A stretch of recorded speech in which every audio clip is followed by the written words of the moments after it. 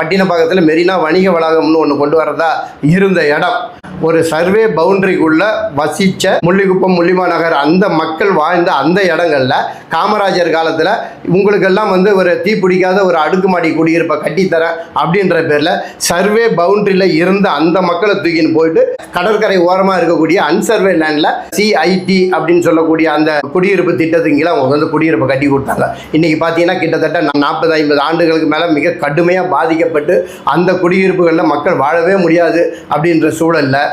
இப்போ பார்த்தீங்கன்னா இது அன்சர்வே லேண்டு, இந்த பகுதியில் எவ்வளோ காலம் வாழ்ந்தாலும் அந்த மக்களுக்கான பட்டா கிடைக்காது, உரிமை கிடைக்காது, இப்படி எல்லாம் ஒரு பொய்யான தகவல்களை சொல்லிக்கின்னு இருந்தாலும் குடிசை மாற்று வாரியமாக இருந்தாலும் சரி, இல்லை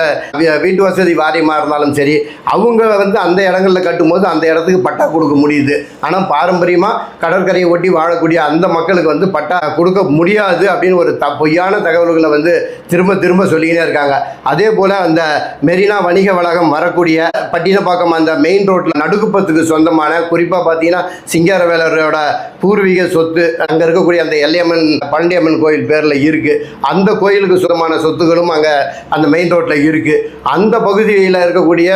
நடுக்குப்பம் மக்களை அந்த கோயில் ட்ரஸ்டியாக அவங்கள நியமனம் பண்ணி அவங்களுக்கு தேவையான குடியிருப்பு திட்டங்களை அந்த மெயின் ரோட்டில் கொண்டு வர வேண்டிய அரசு அந்த வேலையெல்லாம் பண்ணாமல் இந்து அறநிலையத்திற்கு சொந்தமான இடம் இதை யாருக்கு வேணாலும் நாங்கள் தனியார்களுக்கு லீஸுக்கு விடுவோம், வாடகை கொடுப்போம், அது பேரில் நாங்கள் வருவாய் ஈட்டுவோம், இப்படியெல்லாம் கவனம் செலுத்துகிறாங்களே தவிர உண்மையிலே அந்த நிலத்துக்கு சொந்தக்காரர்களும் அதை அனுபவிக்க வேண்டிய நடுக்குப்பத்தை சார்ந்த அந்த மக்களை அந்த கோவில் ட்ரஸ்டியாக உடனடியாக நியமனம் பண்ணி அவங்களுக்கு தேவையான குடியிருப்பை கொடுப்போம் அப்படின்ற எந்த திட்டத்தையும் இது வரைக்கும் முன்வைக்கலை. அதில் மயிலாப்பூர் சட்டமன்ற தொகுதிக்கு உட்பட்ட இந்த 10 மீனவ கிராமங்களும் ஒத்த குரலில் எங்களுக்கு தீப்பிடிக்காத வீடை கட்டித்தரேன்ற பேரில் நாங்கள் காலங்காலமாக என் பாட்டம் முப்பாட்டம் காலத்தொட்டு நாங்கள் வாழ்ந்த அந்த ஒட்டுமொத்த இடத்தையும் எடுத்து இன்னைக்கு குடிசை மாற்று வாரியம் கையில் வச்சுக்கின்னு ஒரு குறிப்பிட்ட இடங்களில் மட்டுமே எங்களுக்கான குடியிருப்புகளை அடுக்குமாடி குடியிருப்புகளை கொடுத்துட்டு மீதி இருக்கக்கூடிய பல ஏக்கர் நிலங்களை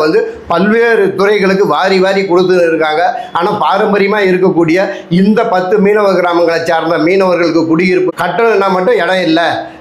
இன்னைக்கு இவ்வளோ மக்கள் தொகைக்கு ஏற்ற குடியிருப்பு கட்ட முடியல, நிதி இல்லைன்ற பொய்யான தகவல்களை தொடர்ந்து சொல்லிக்கின்னு இருக்காங்க. இதுக்கெல்லாம் ஒரு முற்றுப்புள்ளி வைக்கக்கூடிய வகையில் தான் இந்த தொடர் கூட்டங்கள் நடத்துது. இந்த 10 மீனவ கிராம மக்களும் சேர்ந்து வைக்கக்கூடிய முதல் கோரிக்கை அப்படின்னு பார்த்தீங்கன்னா தமிழக அரசு கிட்டேருந்து எடுத்த ஏக்கர் கணக்கில் இடத்த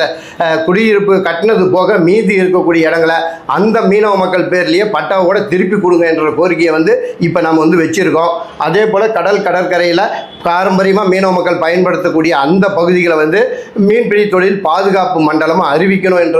ஒரு தலையாய